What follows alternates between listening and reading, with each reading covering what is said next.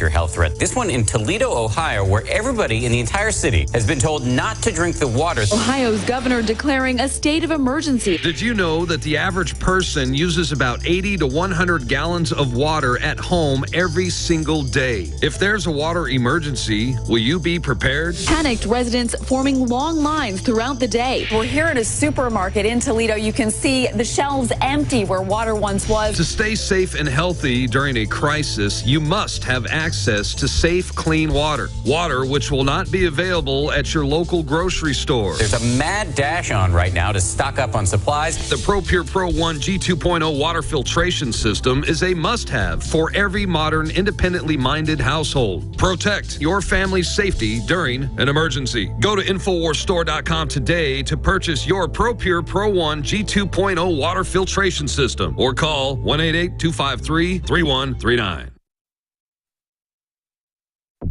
You're listening to The Alex Jones Show.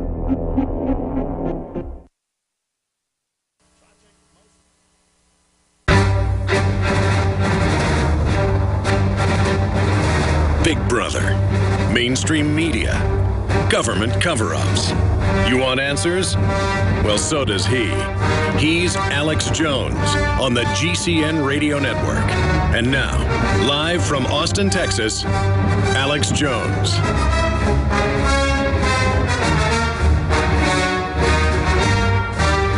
All right, final segment. I want to thank Frank, a physician, for holding for 30 minutes. Then we'll go to Jeff, who's been holding for an hour, a firefighter. Frank, your take on the Ebola situation. Medical doctors telling us they see what they believe is Ebola cases, and then people are disappearing.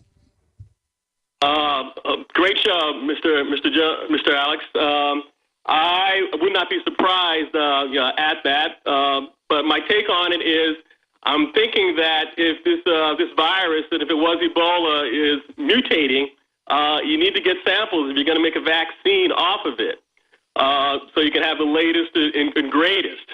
The other thing is, I think I sent you a show a couple of weeks ago. I was also the family practice and hyperbaric physician, and I think I sent you some information regarding something that came out actually last October in 2013 from a journal of virology, where it said the heme oxygenase 1 enzyme actually stopped the Ebola virus replication.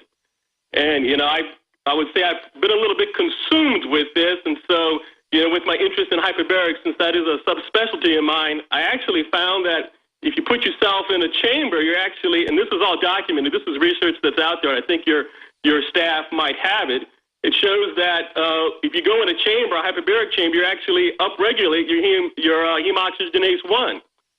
And, Well, absolutely. Ebola can't live in oxygen and things, and I'm no doctor like you, but I've seen the medical literature about with viruses and other things going in hyperbaric chambers. That's what the royal family and others do. They also put their blood through different systems with UV light and things.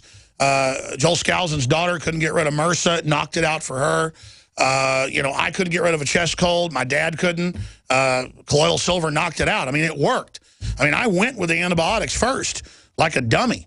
But it's just amazing. Thank you so much. Thanks for the call. Jeff in Indiana, you're on the air, a firefighter. What's your take on this?